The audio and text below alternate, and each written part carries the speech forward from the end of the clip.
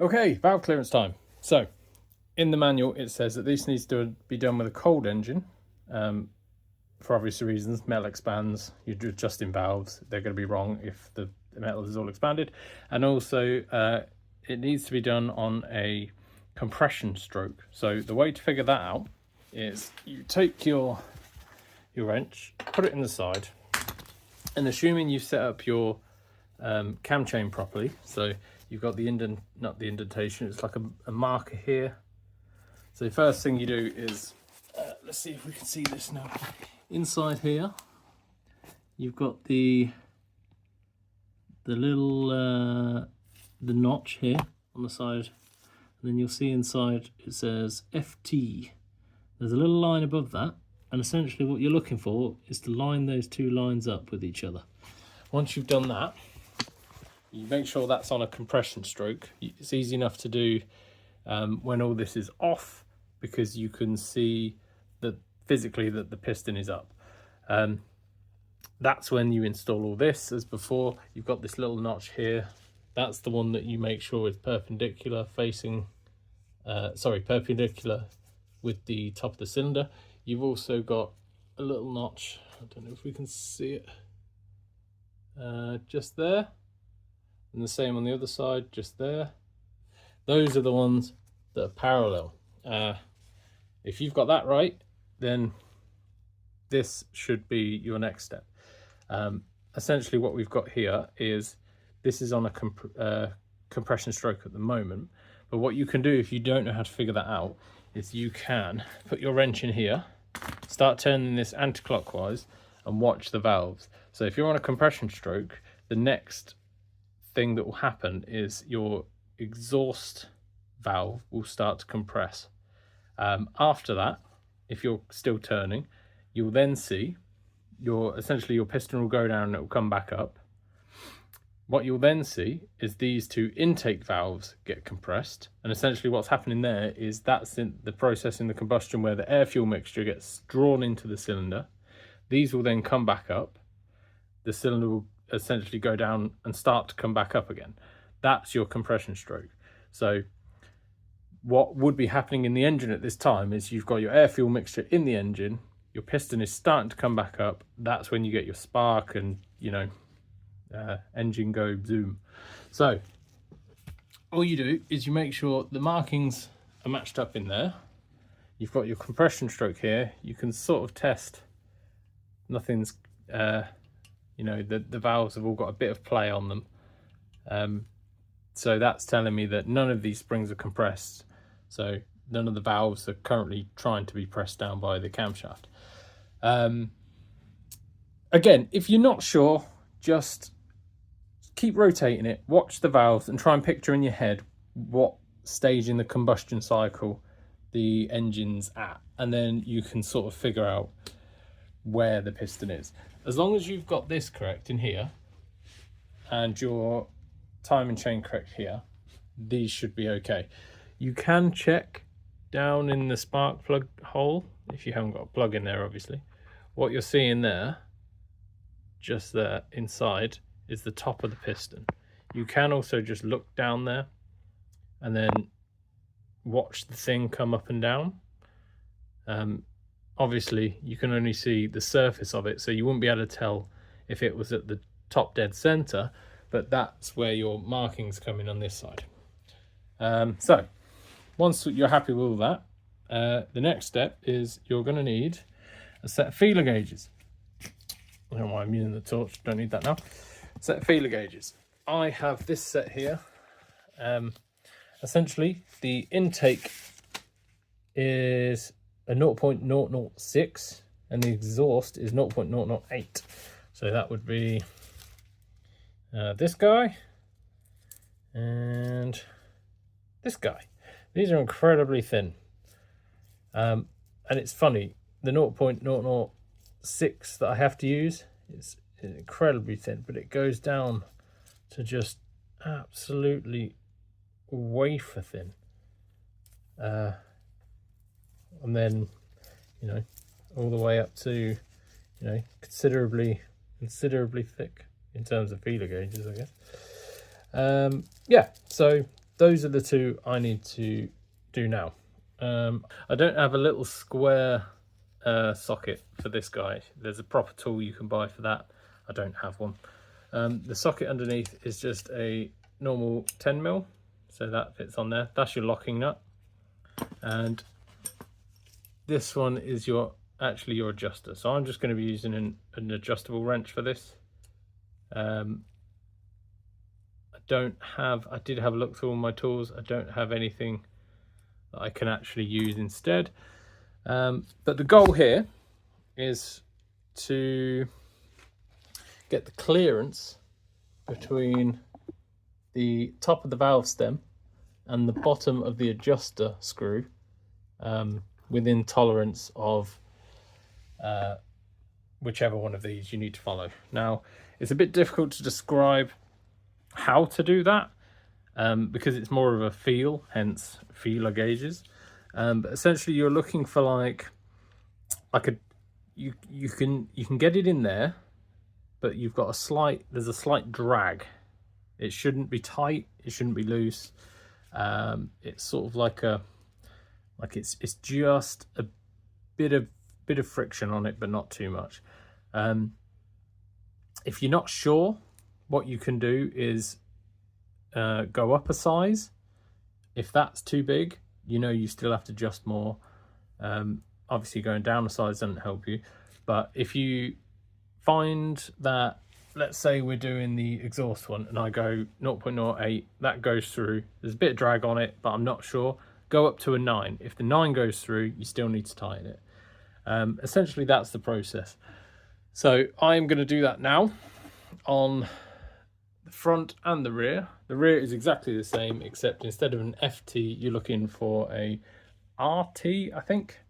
But again, watch your valves, see what they're doing, figure out which stroke is a compression stroke, and then just get your feeler gauge in there and loosen your lock nuts, do the adjustment, lock it back up. I think these do have a torque value, so I'll have to look that up before I get cracking, but that's what I'm about to do now.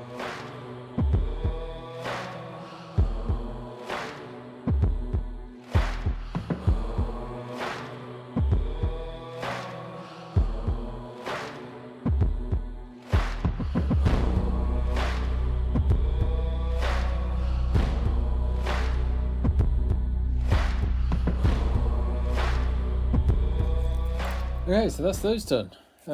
Just to give you an example of what I was doing there up close. So it's using this exhaust one as an example. So that is 8. That's an 8. So essentially what I was doing there was loosening this nut off. Well, first I tested it to see whether it was right in the first place, but obviously because I've had all this stuff off, thought there's not really much point. It's probably not going to be right. So loosen this lock nut off first. And then just move this adjuster, depending on whether it needs to or not. So this is the 8. As you'll see, it grabs a little bit, not too much. And this goes through. Then the 9, if you try that again with the 9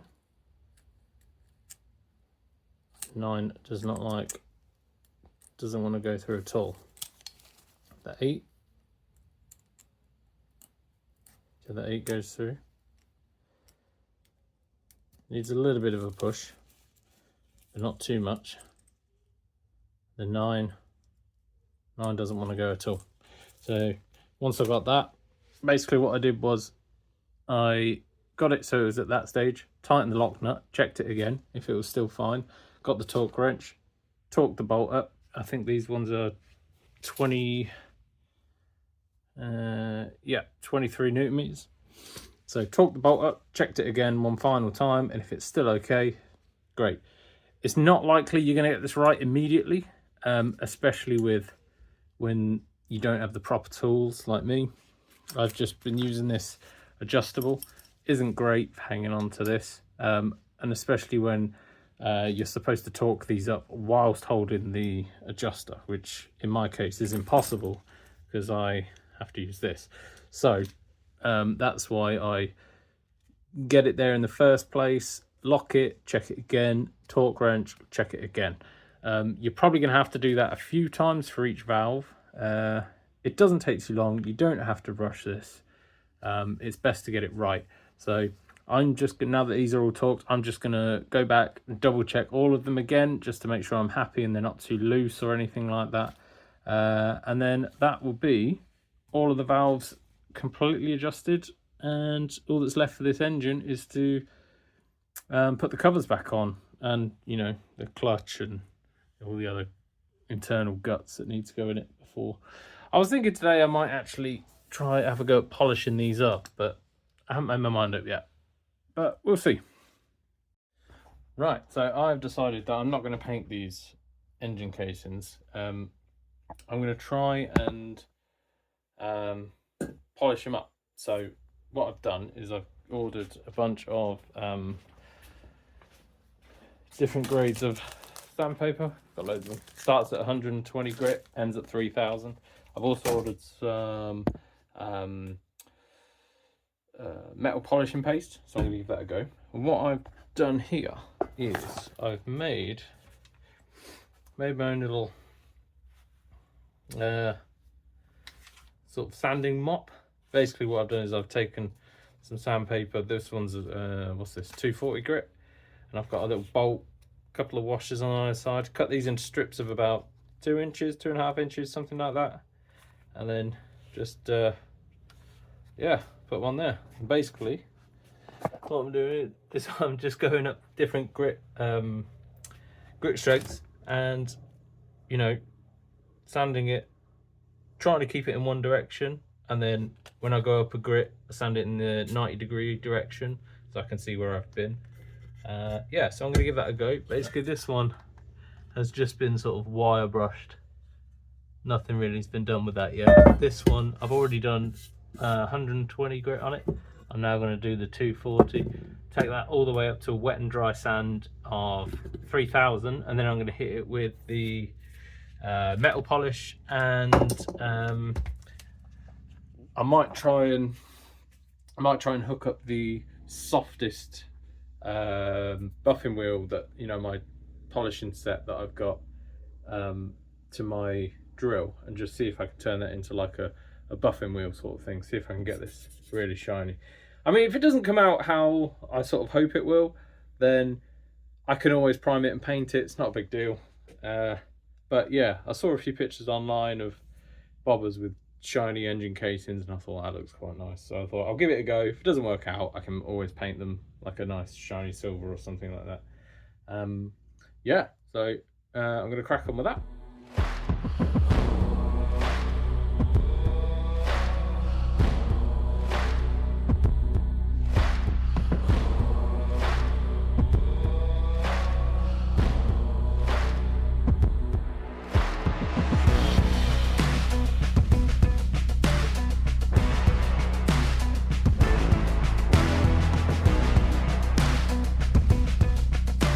Oh, this is slow going. I'm finally sort of getting through this one. This is 320 grit, I think. This one is proven to be particularly annoying, mainly because it's got all these sort of side edges. Having to sand all around these is just particularly painful. I've been using my drill flap disc thing on and off. This is 320 grit now. So far so good. It's coming along. Like I say, this one's kind of annoying because it's got so many like ins and outs, and the last one I did was just basically a flat surface, so it was a lot easier to sand. I'm probably about half the size of this. This is the biggest one, the most annoying one, so I probably should have started with this one first, but we're here now, we're doing it. Yeah, 400 grit, I'm going to wet sand this one. I've just been mainly sticking to dry sanding up to 400, and then 400 to 3000 I've started to do the wet sand, and it's come out quite nice. I've had some metal polish delivered, but I don't really want to do that just yet. I'm going to wait until I've got all the casings up to 3000 grit, and then yeah, carry on from there. Yeah, something else I forgot to mention. I've been sanding so much that my fingerprints have sort of worn off, and now I can't unlock my phone, which is kind of annoying, but I mean, I probably should have worn gloves, but I've got super smooth fingertips now. Yeah, I'm probably going to have to use my pin for a little while.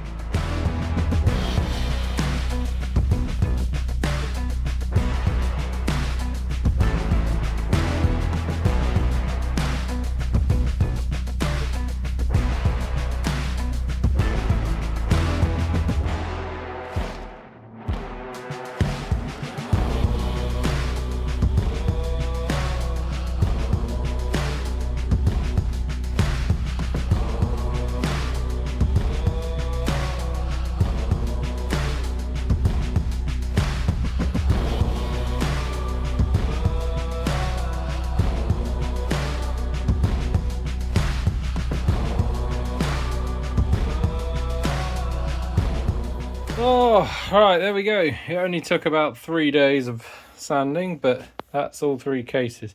I'm probably going to end up doing the cylinder head cap cases thingies as well. Not yet though. I'm just knackered. These took about, I don't know, 3 days. I've done them over the course of a weekend, but they are ultra smooth now. Definitely got out all the scratches from the wire wheels. They feel like glass. I basically took them from 120 grit to 180, 240, 320, 400, 600, 800, 1000. And then from 400 onwards, I did wet sanding. So from 400, it was all wet sanding up to 1000, 1200, 1500. What came after that? 2000, 2500, and then 3000 grit. So they've had multiple passes of multiple grits. They've come out, yeah, really nice actually. The next step of these is actually polishing them up. I've got some compound for that, and I'll probably just use this with like a microfiber cloth, see how that comes out. If it's not quite as shiny as I'd like, I think what I'll probably do is take the softest wheel out of my stainless polishing kit, which is in here, up in here. So I'll take the softest wheel out of that and use that on here. Probably chuck my drill in the vise or something like that.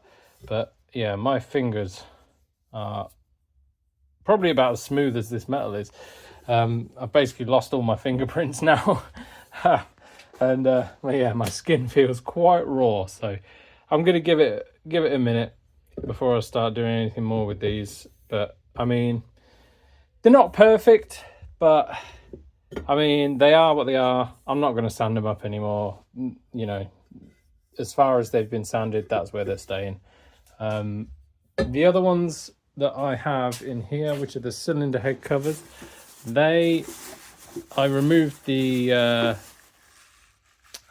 paint from these with paint stripper rather than the wire wheel. So I'm hoping they're not going to need as much sanding as much as these did. I really had to get out some, you know, quite deep gouges from the wire wheels on these. Hopefully the ones over there I'm not going to have the same issue with. It's just going to be a case of maybe starting from possibly wet sanding straight away. The hardest passes with the sandpaper was definitely the 120 to get out the main gouges, and then the 240 to hide all the gouges from the 120. So yeah, I'm pretty happy with these. I've not really done any polishing with any sort of compound before, so I'm hoping for good results. We'll see. Right, I'm going to give this polishing thing a go. I've got the polish here. I've also got a microfiber cloth, and I've also set up my drill with the really soft bristle thing. I'm going to try not to use that right now. I'm going to see how well this does with just the cloth. If I still feel like I can't get it shinier with this, then I'll give that a go and see what happens. But yeah, let's get into it. Oh, okay. Yeah, I mean, I don't really know what I was expecting, really. Obviously, I wasn't really expecting like a mirror finish, mainly because I don't really have the tools or the experience or the expertise to be able to pull that off. But I mean, it is looking better. I mean, is it looking better than it was when it started? Absolutely. Is it looking better than just painting it? Yeah, I guess so.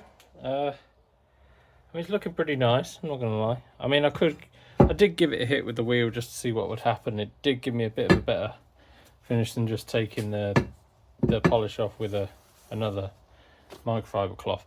Just comparison to this one, obviously this is completely dull, has no shine.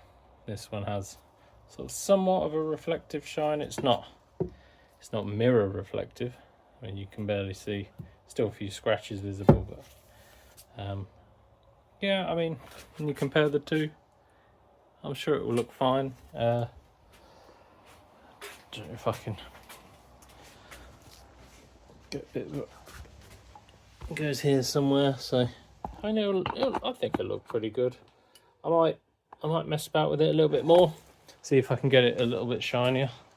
I don't know whether to use all the stages on this and see if I can get it shinier that way, or whether that's going to put a bunch of scratches into it. I don't know, because like I say, I sanded this thing up to 3000 grit. I don't really know what grit these start at, so I don't know if I would need to start at maybe the mid-range polish, because this wheel is definitely the roughest. That would definitely mark it.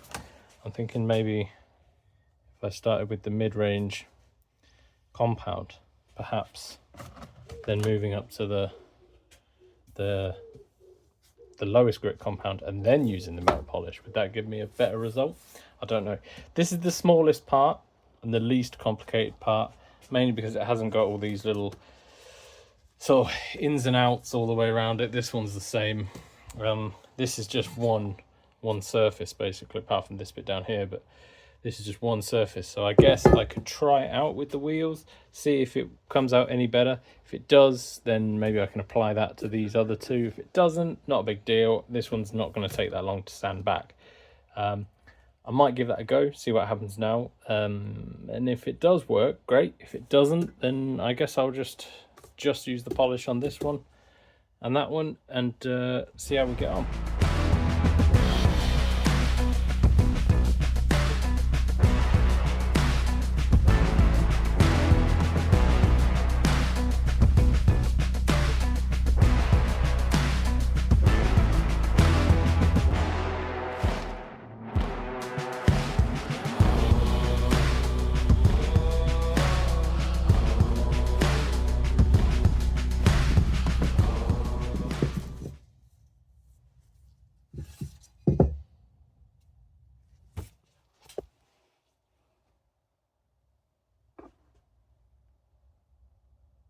So that has come up a hell of a lot better. You can actually see a reflection in there now. I don't know if the metal polish does a better job than the wheel. I might hit it again with the wheel and see if it comes out shinier, because I'm not sure if the metal polish has actually dulled this. But yeah, I mean, that definitely did the job. I didn't use the coarsest wheel. I just started with stage 2, moved on to stage 3, and then did a bit of metal polish, and that's really come out. Yeah, it's done a decent job. I think what I might do, just as a test, hit it with the stage 3 wheel again, and just see if it comes out any shinier than after I've hand buffed it with the microfiber. Because if it does, then maybe I'll just stick with that. Yeah, I'll have a go with that, see what happens. Okay, this is it again, just after hitting it with the wheel. I think the wheel definitely gives it more of a shine. I mean, that should be fairly obvious. I mean, it's mechanical buffing versus manual buffing. Obviously, the wheel on the drill is going to do a much better job at giving it more shine than. Oh, it's a shame about these scratches, but never mind. Yeah, okay. I think what I might do then is just do that for all of them. But that's looking pretty good. I'm pretty happy with that. For someone who doesn't really know what they're doing. Yeah, obviously this could be better. People with the proper equipment and experience will clearly get this into like a full-on mirror shine. But me with my half-assed tools in my garage, I'm aware a lot of people who have garages have the proper tools, but me just using what I've got on a budget, not wanting to buy any extra tools. I mean, I'm pretty happy with how these are coming out. So yeah, I mean it's good enough for me. I'm not too fussed.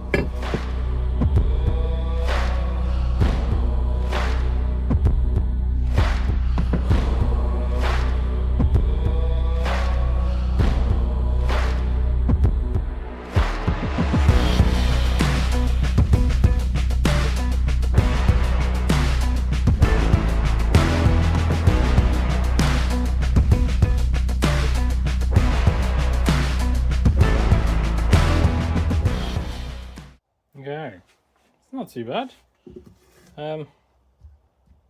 Yeah, I mean, it's a little sand. You can obviously tell the sanding was a little uneven in some spots, but I mean, ultimately, it's so much better than it was. Yeah, I mean, I'm pretty happy with it. It's not mirror finish, obviously.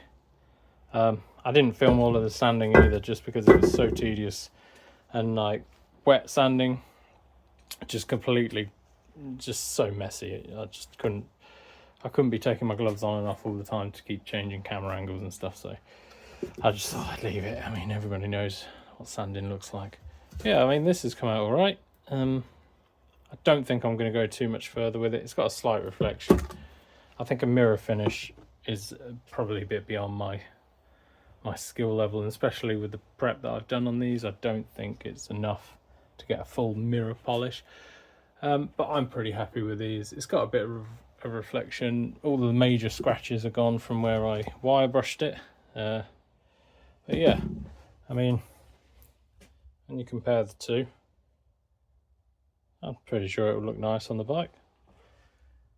Yeah, so one more to go, and then the two engine covers, which I haven't sanded yet, but yeah, I'll get onto them. Hopefully if they come out as nice as these, I'll be happy.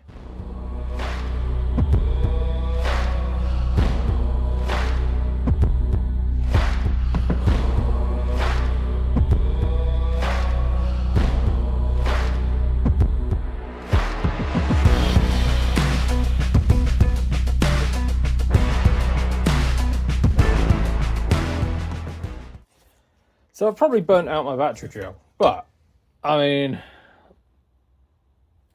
sticking the drill in the vise with a clamp on the trigger, I mean, that's giving me some nice results. I might have to do the others again. Yeah, it's not perfect, obviously. I don't have a buffing wheel. This is my weird ghetto contraption, but yeah, this is looking pretty good. I'm pretty happy with that. I've just got my greasy fingerprints all over it. Might have to give that a bit of a wipe, but I mean, yeah, I mean that's much better than I was expecting to be able to get out of that, if I'm going to be honest. Yeah,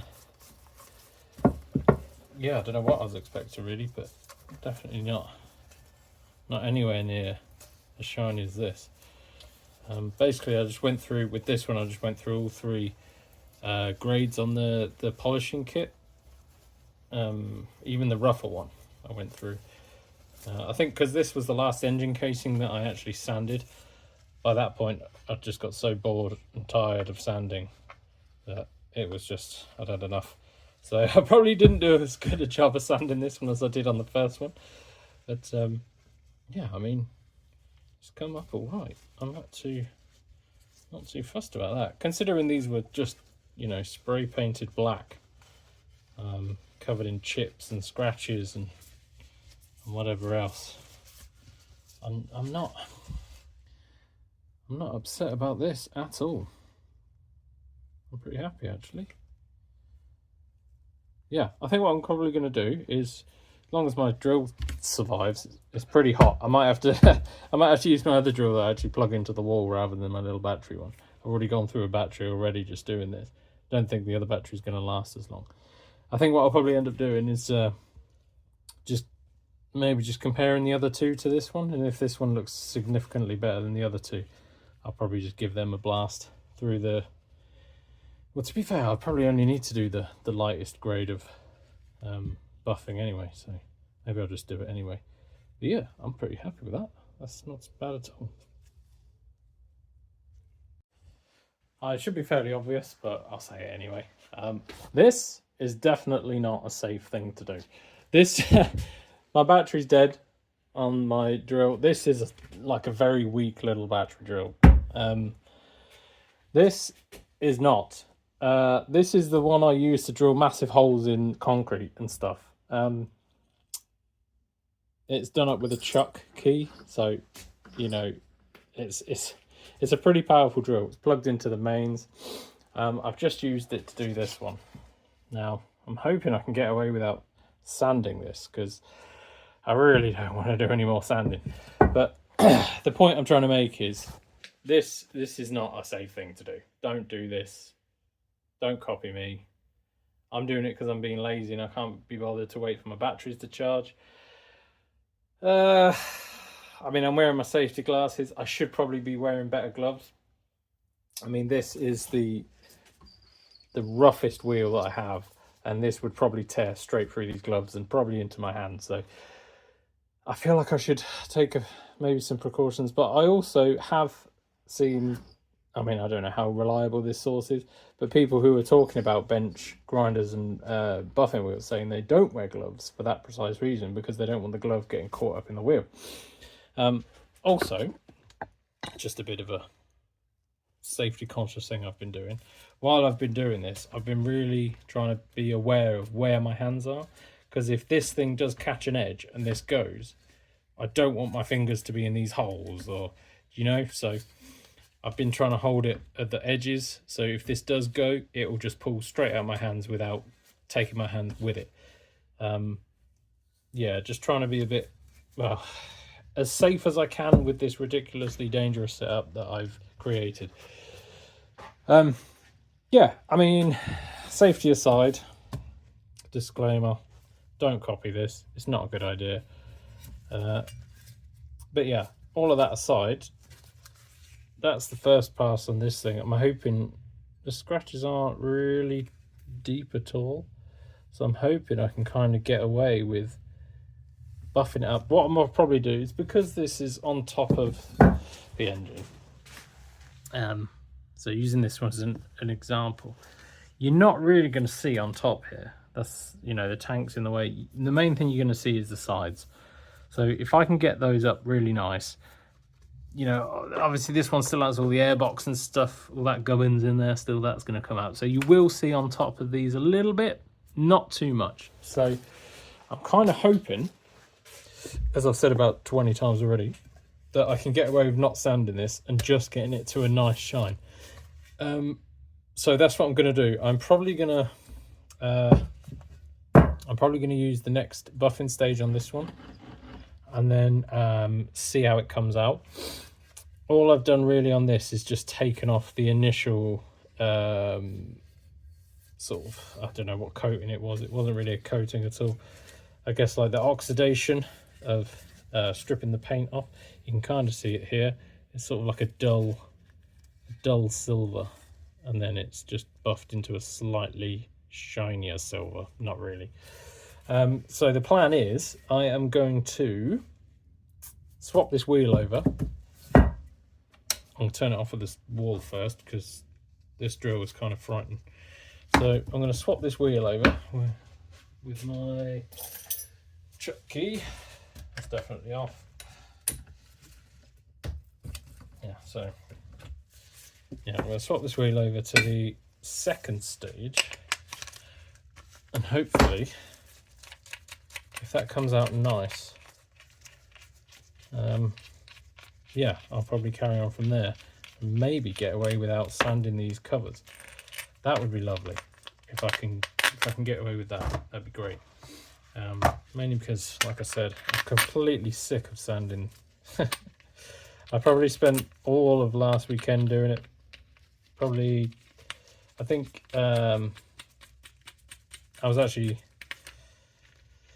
sat on my computer all day on Monday, and I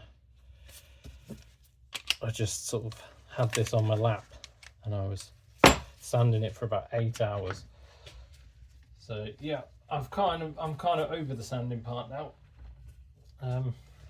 Yeah, a bit fed up of it. So the plan is see if I can get away with not having to sand this too much. This drill's really noisy, so what I'm probably going to do is stick it on a time lapse, and then you can actually see what I'm doing.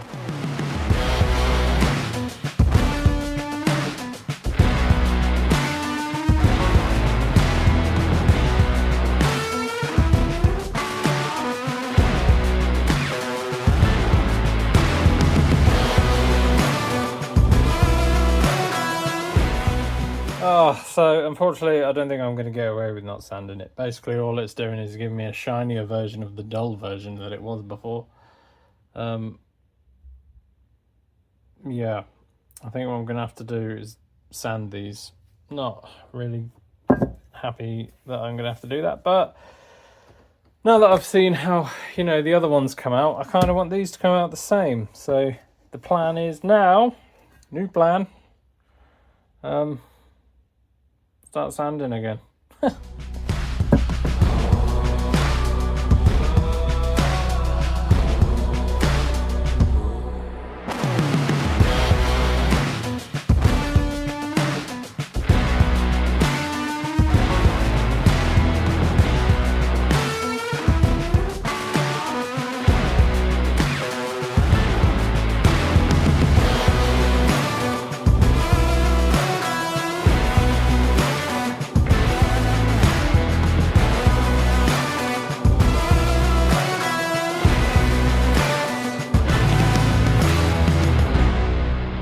Oh, right, that's everything sanded and polished up. So what you probably didn't see me doing in that time lapse was I was turning off the drill at the outlet every time I undid it with the chuck, mainly because this thing I know has enough power to probably shred my fingers off if it has a chuck key in it. The last thing I wanted is that thing firing up while I was trying to undo the thing. So kill the power to it, change the wheels.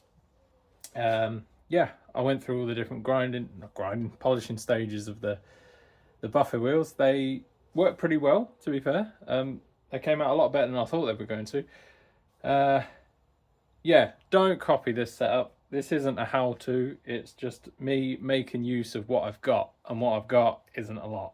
So, I mean, it's probably prudent to spend some money on tools instead of bike parts, but that's not what I'm doing. So yeah, just don't be afraid of your tools, just have a healthy respect for them, and obviously look out for yourself when you're doing any sort of workshop stuff. But yeah, and all that aside, these have come out really nice. Yeah, much better than I was expecting. I mean, I wasn't expecting a lot, to be honest, but they've really come out quite nice. I wasn't, yeah, I didn't think I'd get anywhere near this sort of finish. I know it's not absolutely spot on perfect, but you know, this isn't my mechanics. This is my rubbish garage. Yeah, I mean, it was kind of just started as a bit of an experiment, just to see whether I could polish them up. And yeah, I mean, they've come up pretty good. I'm pretty impressed, actually, considering what I've used is just a few little buffing wheels, which are absolutely filthy, by the way. I haven't cleaned them ever. And a bit of polishing compound, and just some rags. I mean, these have come out really nice. They were scratched to bits. The paint was awful, as you probably remember. I mean, it was all just black spray paint. Yeah, these have come out pretty good. I'm pretty chuffed with them. And I'm really looking forward to what they look like when they're back on the bike. I think I might put these covers on, but as for the rest of these two, I'll still, obviously this is the clutch one. I'm probably not going to put this one on until it's back in the frame, mainly because of the issues I have with trying to torque the bolt up in the center. I think it's quite a high torque value, so I think I'm going to leave that one until it's back on the bike. This one probably can go on, but I'm just kind of concerned that it looks so nice. I don't want to ruin it while the engine is just sat on the floor there. So I think what I'm probably going to do is maybe put these top ones back on, and then leave these side casings until the engine's back in the bike, because I just don't want these things rolling around on the floor when I've put so much effort and the hours into sanding and polishing them. Again, I know they're not perfect. I'm just doing the best with what I've got on hand, which is just pretty much some drills, polishing compounds, some polishing wheels that I've put back in the cupboard. You know, you could argue that I should have bought like a bench buffing wheel and, you know, the proper stuff, but I mean, this, like I say, this was just more of an experiment to see whether it could be done with what I had, and it's come out pretty good. So I'm not going to moan. I'm not going to take it any further than these. I'm pretty happy with them. So yeah, I'm going to leave it at that.